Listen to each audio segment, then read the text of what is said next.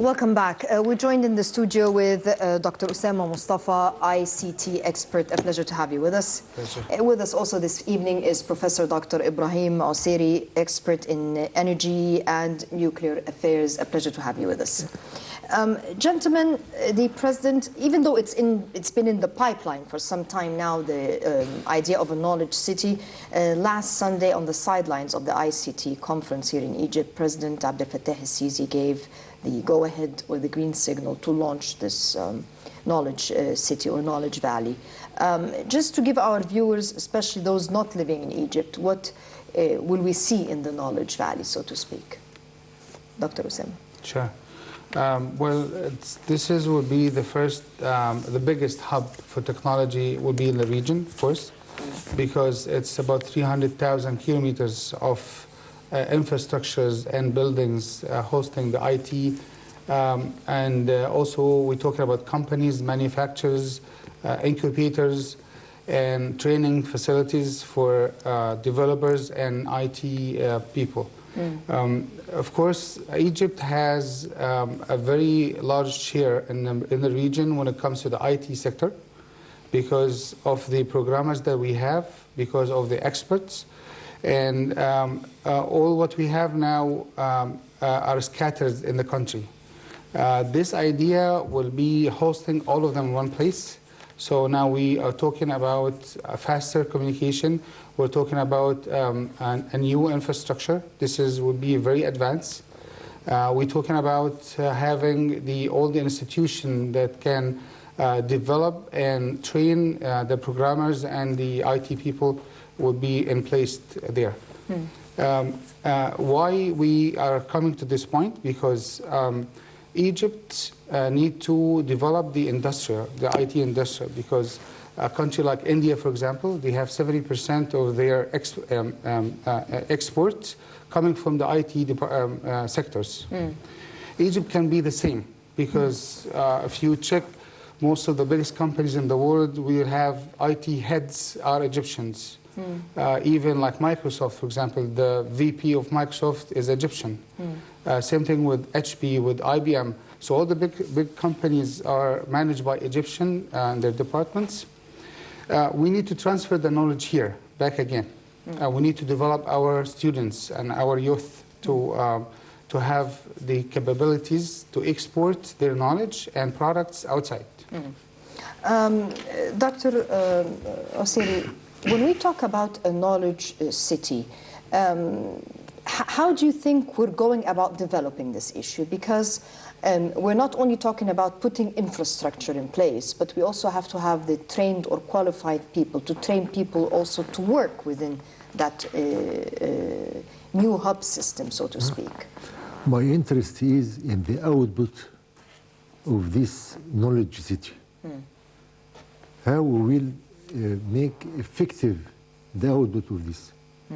There was a conference in Austria last month, in October, and only for discussion of this knowledge, how to exchange the knowledge, how to make best use of it.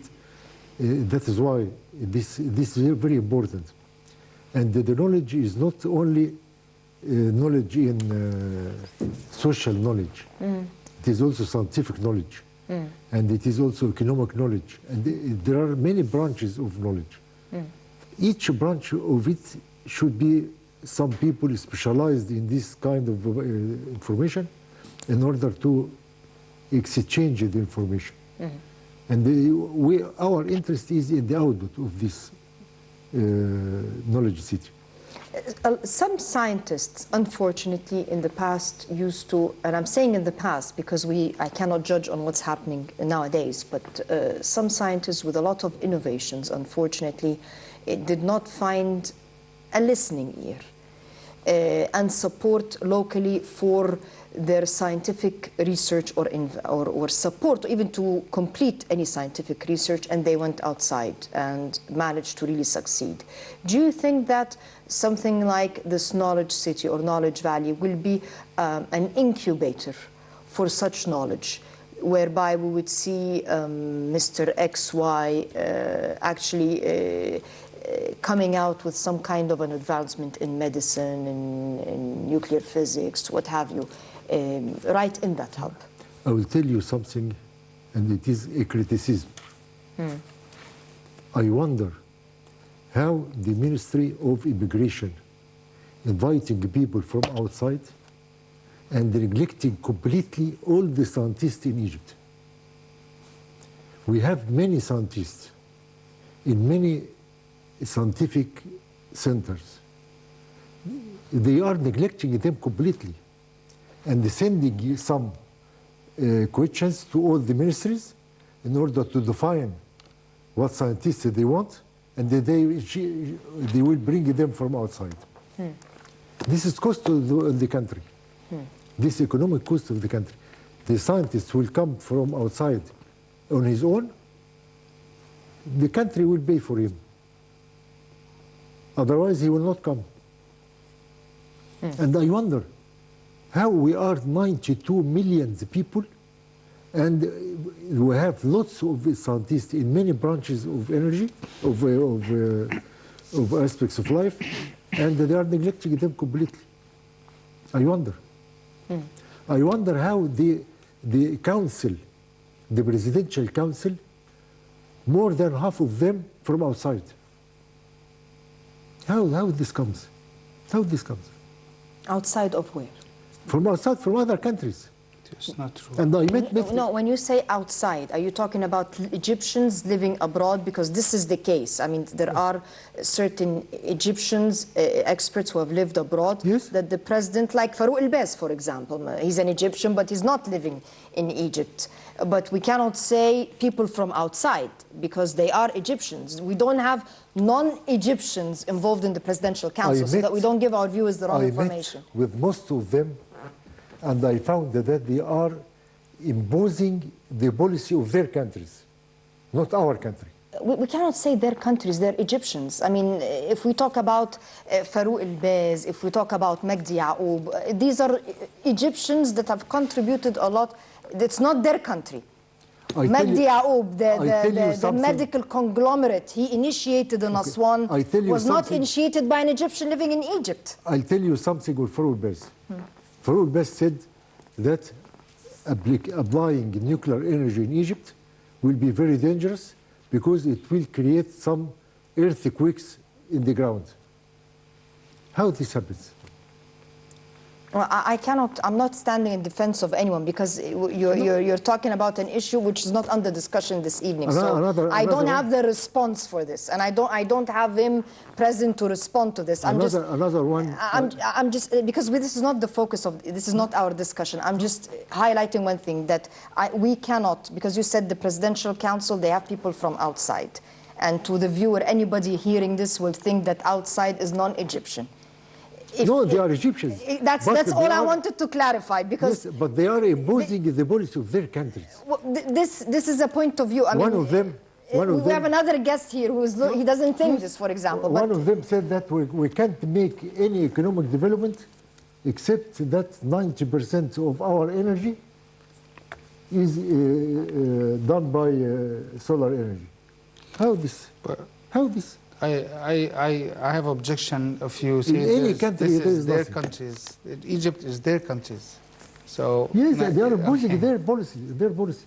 I met one of them in some discussion, and he explained so much about solar energy, and then I talked to him, why are you so concentrated on solar energy? Let's go back to the incubators. Well, going back to my question, really, which I did not get an answer for, and that is this knowledge city, and somehow I prefer to call it a valley of knowledge, really, because valley has more, not only space, but depth, so to speak. Can it be an incubator for the development of knowledge by, or innovation by Egyptian scientists, which, as Dr. Ibrahim was saying, we are not lacking of? Can this be such a forum? I believe this is the main purpose of the valley, actually, to be an incubator for our Egyptian youth and innovators to start from there, because they need all the support. We're talking about the training, we're talking about the knowledge transfer, we're talking about the equipment, we're talking about the supervision. So of course, this is the main purpose of it. So I believe all the value will be serving them so they can develop themselves with the support of the government and other experts. Bringing big companies with small companies means that they have the support and the knowledge transfer, of course. The knowledge valley, when we say it would be the like technological hub of this region, how can we benefit not only as Egypt, but also regionally develop? I mean, we have a lot of extensive relations now with Africa, for example, the continent, within this Arab region. How can we capitalize this to maybe bridge together differences and maybe strengthen this region more? If this knowledge city is organized perfectly and with all branches of knowledge, knowledge is not something just scientific knowledge or geographical knowledge or historical knowledge, many branches of knowledge. If this organized perfectly, this will be of great benefit to Egypt and to African countries and to Arab countries also.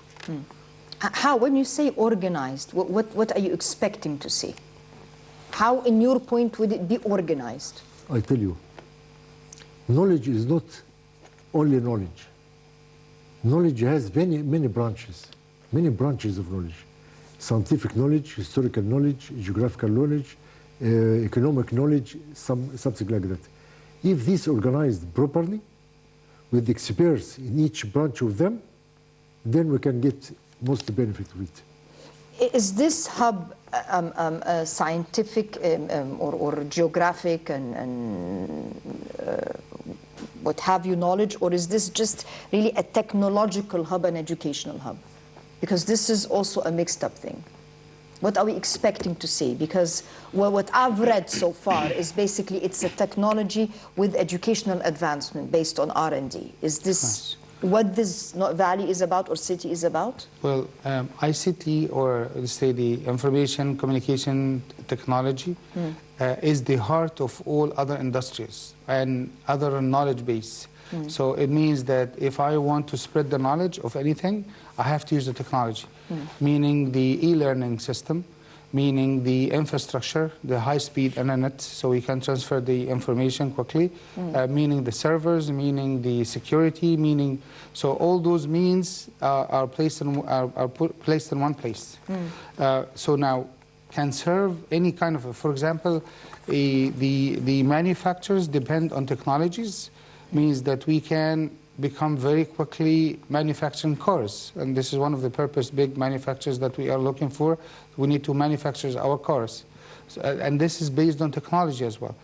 So we're talking about learning system based on technology, and we're talking about tools, we're talking about equipments and systems and also software.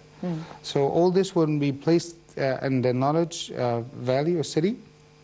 Will have very easy access to all other industrials.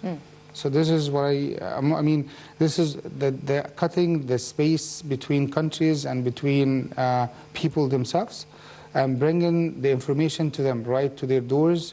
It'll be easy to access. So for example, one of the projects was for disabilities. So disability can easy get to learn and have all the computers and the tools, the systems that can use. So, I mean, this is what is the purpose of the valley. We're talking that in that knowledge city, we will have an Oasis Silicon company worth £1 billion. When we talk, can you just shed light, what is this Oasis Silicon company? What would it be doing? In our country, we are, I wonder, around 90% of our requirements are imported from outside. This is not the case. We should manufacture our cars. In Malaysia, they manufacture their cars. South Korea, they're making their cars. In Japan, in India. Also, for the mobiles. All our mobiles are imported. We never developed one mobile in Egypt. All the cars are just collected from outside. Right? We don't manufacture our cars. I remember in the 50s, there was a car called Ramses car. And this was very good car. If this from the 50s, in the last century, developed by time until now, we can get a very wonderful car. South Korea, they took the car of Honda, of Japan, and they imitated it completely, and they called it Hyundai, and then they developed it. This is the case. We should make this. This is not my question. I'm asking about the Oasis Silicon. What is this company that will be costing us £1 billion? How will we benefit from such a company? This for the mobiles, for any electronic system. Yeah, the silicon comes. We have the raw materials, which is the sands. Which is the finest sand. Exactly. To be fair to ourselves. Exactly, the finest sand. So this will be manufactured here instead of we import them. All the parts that assembling the computers or fiber opticals. So we have the raw materials, we have the knowledge, we have the capabilities. So let's come together and build the Oasis Valley. So we're now, instead of we export the raw materials, we can manufacture them here. And this will be the first point of manufacturing computers, tablets, mobiles, because we will have all what you need in that valley. So this is the Silicon Valley and most of the cables now. So the fiber, for example, when you say, just to make it, because for people who are not aware, most of the infrastructure, the IT infrastructure, for example, or telecommunication infrastructure now is using fiber optics. That means that instead of importing fiber optics, those cables that we use in even compounds, residential compounds, whatever, from now on these cables will be manufactured here in Egypt in that knowledge Exactly. Not only the cables, also the spare parts of computers, the chipsets. Okay. So this is based on the technology of the silicons, where it comes from the fine sands. Does anybody else in this region, I mean in the Arab region, for example, is there any other country that manufactures fiber optics? No, not in the Middle East. Neither Arab countries manufacture it.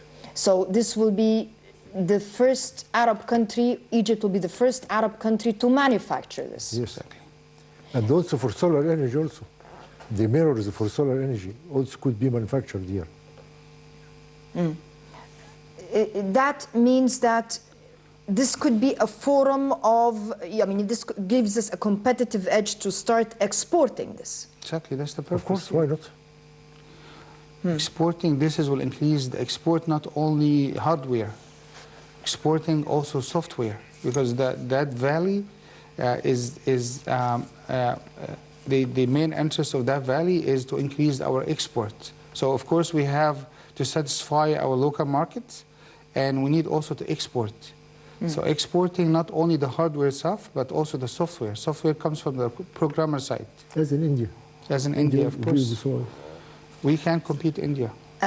Whenever we talk about projects like this, I mean, of course it's excellent, and it's about time that we start being innovative or taking the competitive edge or the initiator of something, especially in this region. One of the things that whenever we talk about production that is always giving us an edge of concern is the quality. And here I would ask about the training or the know-how. Do we have the know-how to do this? In other words, this is something extremely technical. You have to have something very high quality to manage to market it and to utilize it properly. Do we have the know-how here in Egypt? And I'm not saying do we have the trained personnel, but we definitely need to train enough people to be able to do this job. Is it easy to make people trainable in that sector? We can get it from outside. You were just against the outside a few moments ago. No, just some points. If you are trying to manufacture the mobiles here, of course we don't have experience in it. We can get experience from Japan, from South Korea, from India, from many countries. China. China, Yes. also. We have good tax with China. Russia. Just the deal is running right now. Yes, Is in actually order to bring, develop it. And after that, we can depend on ourselves. because this is the deal is running now to bring big companies and manufacturers to manufacture here in Egypt. So this will be the knowledge transfer. Yeah. But we also have experts here. We have the experts. We have the human resources. We have very technical people working all over the world, actually. So I believe will be very easy to be done here. Do we have, I mean, for example, we're under the process right now, or in the process of educational reform. And since we're talking about setting up something like this, which will not really be tomorrow, I mean, this will take, say, a couple of years or so to be done, can we say that we can start, for example, to create a faculty in engineering, for example, whereby we guarantee that fresh graduates are equipped to do the job? I mean, other countries, for example, this is what they do. You put an eye in the market, this is what I need, 500 electrical engineers, for example, and you start actually training those people up to a certain level to meet your market needs or your production needs. Yes. Can we start doing this right now? Of course. We made it already for nuclear energy. Yeah. For nuclear people who will work in a Daba site, we made a school for them in order to be trained on it. Yeah, it started already. We started it. Yeah. We have the nuclear. We have also the electric This school engineering. will be for 5 years. He will be graduated in order to work directly in the nuclear power plant. Yeah. Gentlemen, when do we expect to see, or when do you think will we reach a stage where we'll see that such a valley will be maybe replicated in Egypt? Or will this knowledge city be enough for all of us? Will be enough for all of us means, what do you mean? For Egypt, I mean, is this enough? I mean, we have small smart villages in different parts of Egypt. Yes. And now we're about to have this knowledge city. Okay. Is this enough? Do we need to replicate this knowledge city? Yeah, maybe in 20 years. I mean, we need. Why did you say, why 20 years? Because this is 300,000 kilometers. This will be the largest city in the region, maybe in the world even. So this will be large enough to sustain what we need for a long time. But we're talking about improving the technology itself. We have to adopt the newest technology every moment. So adopting the technology is something, and having villages like this replicated is something else. When we say we will have 300 faddans, which is enough, when we say enough, do we have a long-term vision? In other words, it might be enough for the 92 million, say 100 million, but will it be enough for the 150 million? Because I don't know, I mean, 20 years from now, what would be our rate? If this will work. We're definitely a fertile population, so will it be enough then? Yes, if this knowledge city will work well, then we can duplicate it in other governments also. Maybe, yes. Why not? What are you... before we continue our discussion, we have with us Her Excellency, former Minister Nadia Zakhari, Minister of Scientific Research. Your Excellency, can you hear us? Yes, I can hear you. How are you? A pleasure to have you with us. And thank you so much. For someone that is into scientific research, maybe I'll ask you, how do you feel about the knowledge city that President Sisi gave the go-ahead signal to start implementation of? There are two types of science parks or knowledge city. One of them is a sort of entertainment for the children to know knowledge about everything. It's like a park. And the other one is the science park is for application of the scientific research. So I want you to tell me which ones are you asking about? I'm talking about the knowledge city itself that will be actually implemented in the new administrative capital. As I think, because I'm sorry, I have just came to my home, so I didn't hear much about it. But as I think that the science park that the President is talking about is the science park in which the scientific research is applied, and according to the prototypes and what we get from the scientific research, we can make an SME, which is small and medium enterprises. So I think this is the one. I'm sorry, because I have just entered home now. How far, when we talk about R&D in Egypt, how do you see us progressing? If we talk about R&D in Egypt, I want to tell you that as regard to the scientific research which is published internationally and people look about and take us as a reference, we are among the first 17% worldwide. But if we take the scientific research as a whole, because we don't apply scientific research, so we are at the tail of the countries. And how to apply scientific research, the science park and the knowledge park is very important to apply the scientific research, because as a science park, the scientists put their work, the businessman or those who apply the science, these projects, they are all in the science park or in the knowledge village. Mm-hmm. Minister Nadia Zakhari, thank you very much for your input. Gentlemen, when we again go back to the knowledge city, how can we say we will advance technologically? Because it's not just a matter of having a technological hub, but how will that be interconnected and to develop the society itself? And I'm raising this question because you have a large population that are illiterate. Indeed, this is maybe in the older generations, but even when you're literate, you can read and write, but you're not technologically advanced. How will this maybe raise more technologically aware future generations? I tell you something. We have in Egypt lots of research centers everywhere, not only in Cairo, in Alexandria, in many governorates. Okay, this knowledge city should be for applied research, not only for to duplicate the research that was done in other centers. Should be for applied research. So the research from these research centers, we can get some people from there, and then to use them in order to make applied research. This applied research should be given to the factories, to the plants, in order to apply it. But not for basic research. For basic research, we have in many cities in Egypt. We have research. We have research centers in many areas. In many areas. My question basically is, you want Egypt to be a technological hub. The purpose of creating this city is so that we'll be technologically advanced. When we say technologically advanced, we don't mean just to have the machinery, but you're talking about to raise technologically advanced and aware generations. This is what I mean by applied research. We don't make basic research.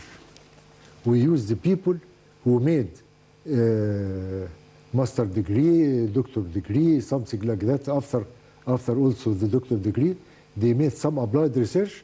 We take this and we make it in this city, in this knowledge city, in order to try to apply it.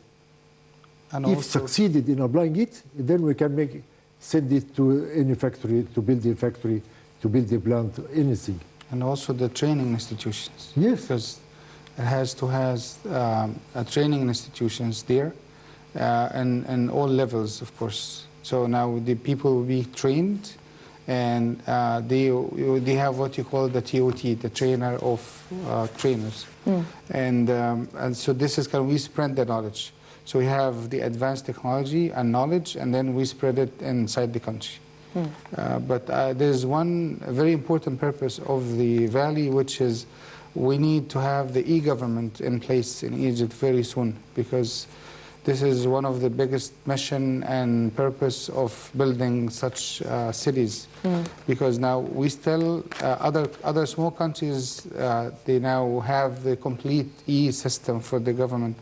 So this is one of the very important issue that has to be raised in the next 1 or 2 years, having completely We raised the issue of the e-government numerously because this is one of the mechanisms of combating and even confronting any form of corruption. Of course. If you reduce make the system more automated, then definitely you will cut down on bureaucracy and corruption. How will this city help in that, in creating an e-government? Because you'll have the R&D, and then we have also the technology needed. We have the programmers, and you have the training institution, you have the experts, and later on you have the manufacturers that can produce the cables, the machines. So this is, as we said, will be the hub of technology. So it means the programmers need to be aware of the newest technology used worldwide. So we can bring them here and use them. So we don't actually start from the beginning. We start where it ends, outside. So bring all the newest here and use them. Can I play the devil's advocate here and maybe counter-argue something which actually was raised here in Egypt previously? Whenever you talk about getting people from abroad, Egyptian or non-Egyptian, and maybe capitalizing on their expertise to get the know-how, so to speak, especially when it comes to very technical stuff like programming and what have you, definitely creating an e-government or otherwise, you need to get or the knowledge that has been applied elsewhere. We're not going to reinvent the wheel. Some people will not be happy with that. Some people will go around and tell you, well, there is a concern because how can we guarantee the safety of the information, for example? I mean, this was one of the issues when we set up the first credit bureau here in Egypt, which is really under the umbrella of the central bank. And a lot at the initial phase, it came under a lot of attack because people were concerned that the company that is setting up the system is not an Egyptian company. Every single piece of information about your credit history will be right there, regardless of who you are. And this might be accessible by this foreign entity. Well, I lived this case, and I saw myself what's happening inside very sensitive places here in Egypt. I want to assure you that we have very high-tech experts, people, when it comes to security. And when we're talking about moving the technology from... Security of information. Of course. Security of information. So that people will understand what we're talking about. Since we have our own servers placed here, we don't use their servers, so it means that we control the database inside, and we have the expert that can secure the servers. It's exactly like banks. So what's happening inside the banks and how they secure the information inside it, this is exactly what's happening with the government. So they have the very expert people that when it comes to technology and security, of course, information security. There is no fear at all from this because you can check the software. When you transfer it from a point to a point, there is too many points of check, and to guarantee this is very safe and secured for us. So there is no doubt. Don't worry about this point. No, I'm not worried. I'm just saying because we have this foreign intervention kind of concern, and in some areas you have to get the know-how from abroad until you train your own people to do this, because we're not experts in everything, and we will never be, and nobody is expert in everything. How do you feel about the fact that in programming, in setting up some of those things, we will have to resort to foreign entities to come and build, operate, and then transfer this knowledge, so to speak? I tell you something. We have millions of research work on shelves, not used. Just he makes it to get master degree, or to get doctor degree, or post doctor degree, and finished. And this on shelves, not used. If in this knowledge city will be something organized in order to get this research work and to see how to be applied, this will be a very good jump. It depends on the research work. It's in what sector. I mean, we're talking about if we want to set up a system of making this country an e-government, for example. Are you saying that there is a research, someone did a master's degree in the program, or because this is not research, but someone created some kind of a program and it's right there on the shelves? How can we have top-notch electronic government? It is research work in all branches of life, even including philosophy, including scientific knowledge. Many things, many areas. No, we have an ICT expert here, so maybe... So I think he means that they will be ready to transfer the knowledge to them. Yeah. So they already, they studied already, so will be very easy to transfer the knowledge to those kind of people and researchers. But when it comes to transferring, we have our experts working in Egypt and outside Egypt, so big companies, as beginning, they have Egyptians working there.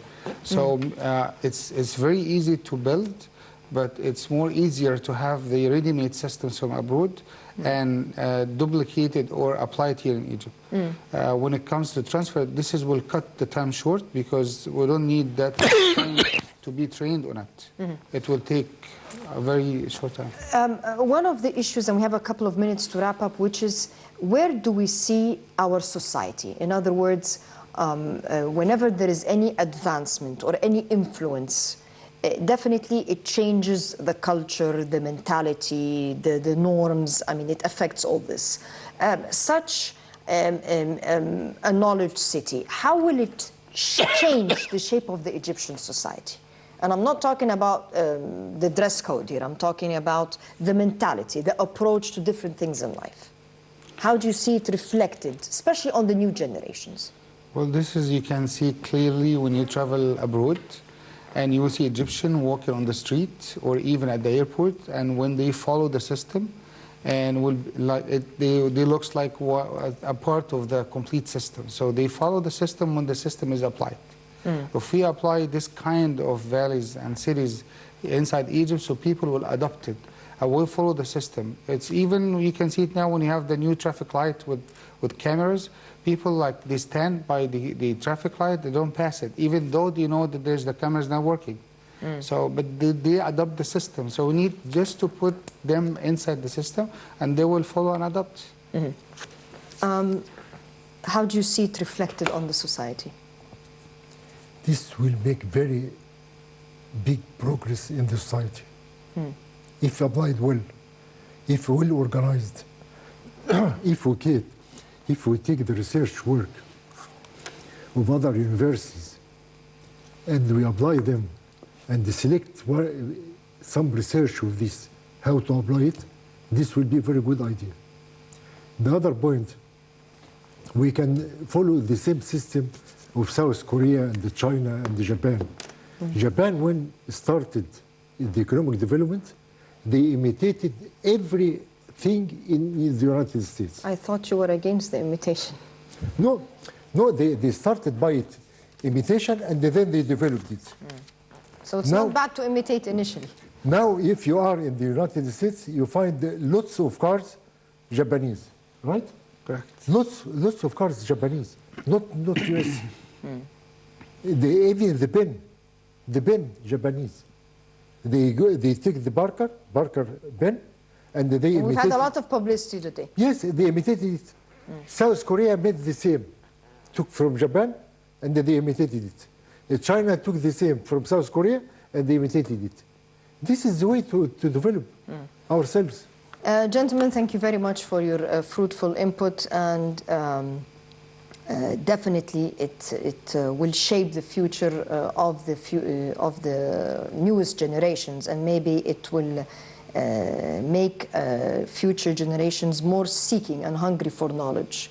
Of course, definitely. This has been reflected in the little technology we've seen so far, and definitely the future generations always aspire to seek even more. I'd like to thank you and wish you a very pleasant evening. Tomorrow another day and another debate, and good night.